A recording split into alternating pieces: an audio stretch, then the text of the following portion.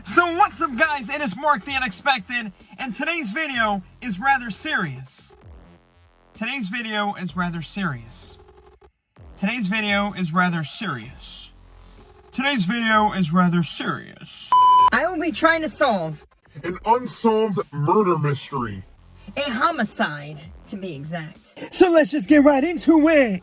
On May 8th, 1998, the small Indiana town of Riverdale was shocked by the brutal murder of one of its most beloved citizens on the night before her wedding.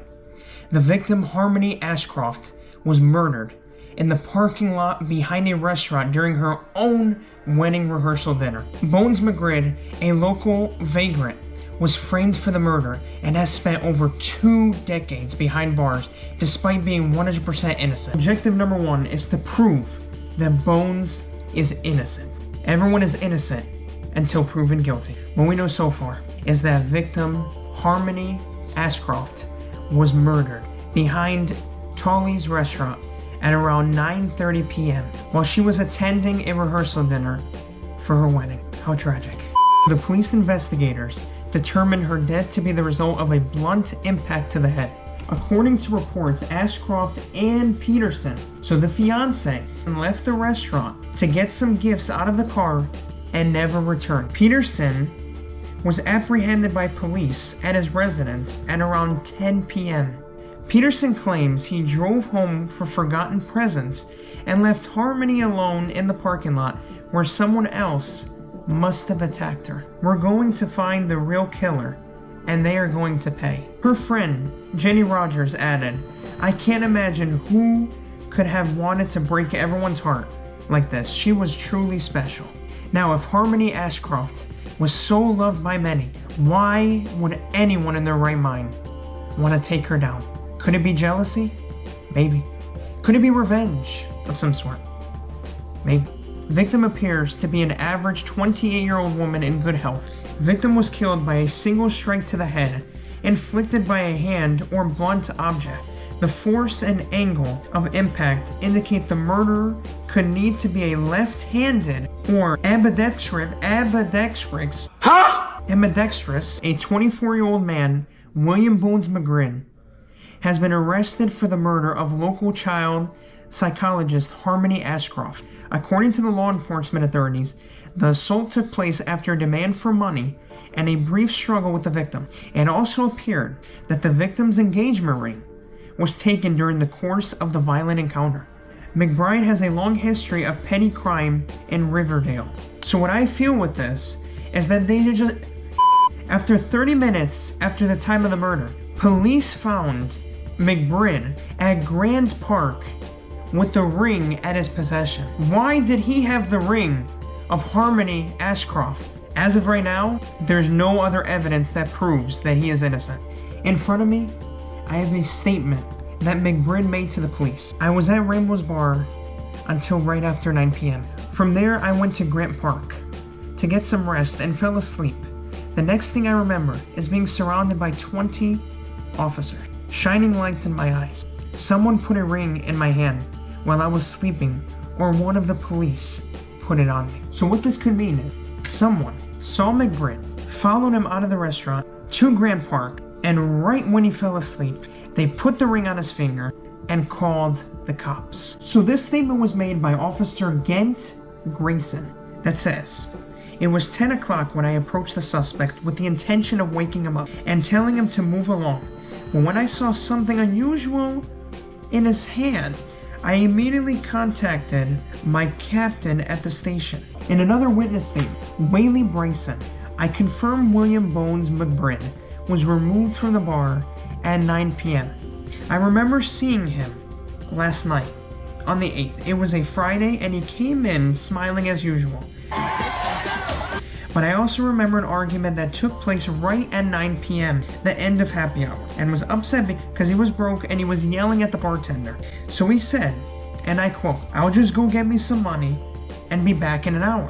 I haven't seen him since." Just as all the evidence was leaning towards McBride being the suspect, it says, "Temporary road closure. The Riverdale Fire Department closes Dale Bridge to both vehicle and pedestrian traffic for 1 hour on Friday night to clear a downed power line at 8:45 p.m. and the traffic resumed across the bridge by 9:45 p.m. If we look back at the statement, at the personal statement made by McBride, it shows here that he does not own a car. Now, McBride not having a vehicle, how would he have time to go from Rambo's bar across the bridge, which was closed between 8:45 and 9:45 p.m., go across the bridge to Tully's, go across the bridge again, and go all the way to Grant Park?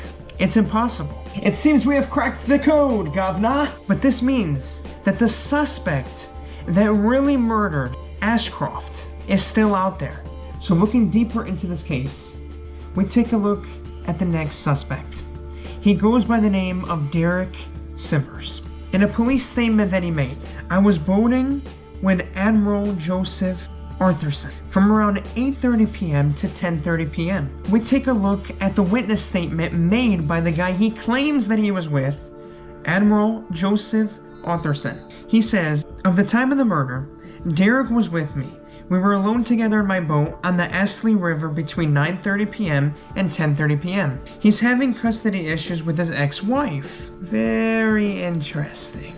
Very interesting indeed. So another witness to Derek Sivers, he goes by the name of Chris Adams. So in his witness statement, he says, I confirm that this is the man I have seen several times at Helping Hands Mental Health Clinic. I would say that he was generally in good spirits when I would see him at the clinic. But there was an occasion yesterday where I would describe his mood as irritant. The incident began when I was in the parking lot. It was yesterday, May 8th, 1998. When Miss Ashcroft came to the parking lot to get to her car, he began screaming right at her, saying things like, you have no right to keep me from my son. You will pay for this, young lady. I don't know if he did it, but he sure looked like a man with a lot of rage and nothing to lose. In an interview he made with the detective, he was asked, according to reports, you said to the victim, you have no right to keep me from my son. You will pay for this. Sound familiar? He replied, maybe. Sounds like you were pretty upset at the young lady, huh? I wasn't pretty upset. I was pissed. She testified in court that I was an unfit father. I would be pissed too if someone testified to take away my child. So now we take a look at the next suspect. The fiancé that was ready to say I do.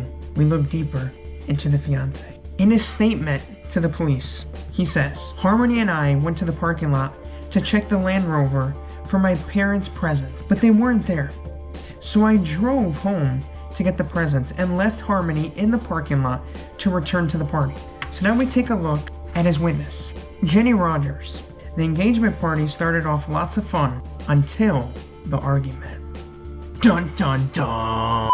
Okay, so next we looked at the suspect, Ralph, who apparently is a stalker. In his statement to the police, he said, I was at home the whole time. I got home from work around 9 p.m. and stayed in my apartment all night. One of Ratliff's witnesses, Lorraine McCoy, this person claims on the night of the murder, May 8th, I observed him coming into the building a little before 9 p.m. His car didn't leave where he parked it when he got home at 9. Another witness, Pratt, claims that suspect Ratliff has been making multiple calls to the mental health clinic. I asked our phone company to get a report of all the calls we got from him, and they were increasing almost every day. Interesting. In an interview, the detective asked, the name Cheryl Pratt ring a bell? Ratliff responded, no. And the detective replied, she has a pretty good idea who you are. According to Miss Pratt, you've been calling several times a day demanding to see Harmony. Isn't that right? He said, I don't know. It doesn't matter now, does it? No, he replied, because she's dead. I had to let her go. How sickening is that? You had to let her go, why? Because you murdered her? We turn to the last suspect. He goes by the name of Alan. In a statement he made to the police, he said, I was at home fixing the brakes on my car all evening. I went to bed at around 11 p.m.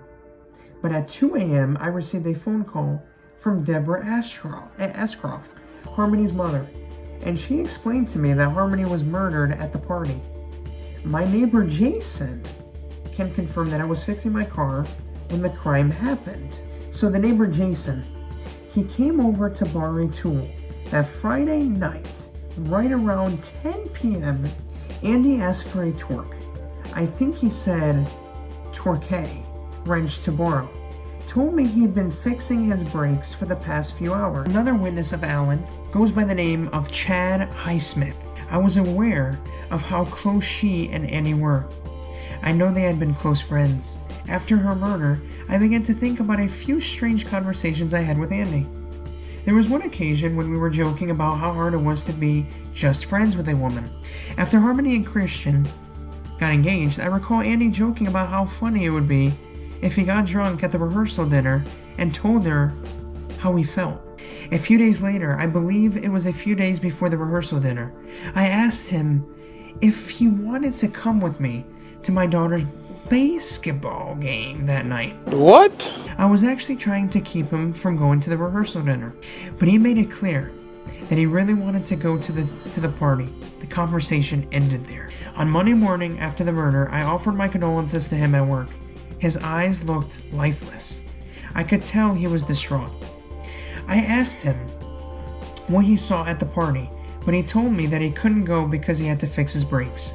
I remember him saying something about how he took a while to do because he wasn't very experienced and had to borrow a tool to finish the job.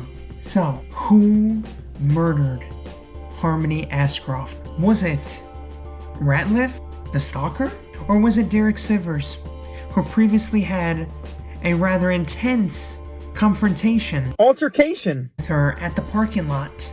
Because apparently Harmony Ashcroft testified against him, which led to Derek Sivers no longer having custody of his child. Or was it Andy, who apparently can't stop thinking about Harmony Ashcroft? Well, I found a piece of evidence that might just get us closer to cracking the case. A letter. To whom it may concern. This is Deborah Ashcroft, the mother of Harmony Ashcroft. I was told by the police that you're looking into the old suspects in the case. I heard you're also investigating Andy Allen, and I just want to respectfully say that I think your efforts might be better spent on other suspects. They've been inseparable since T-Ball in 1976. Andy has lived through his own nightmares since the incident. He fell on hard times right after Harmony's death. I'm afraid false accusations against him could cause a lot of harm. I think he still blames himself for what happened, but I won't question your judgment.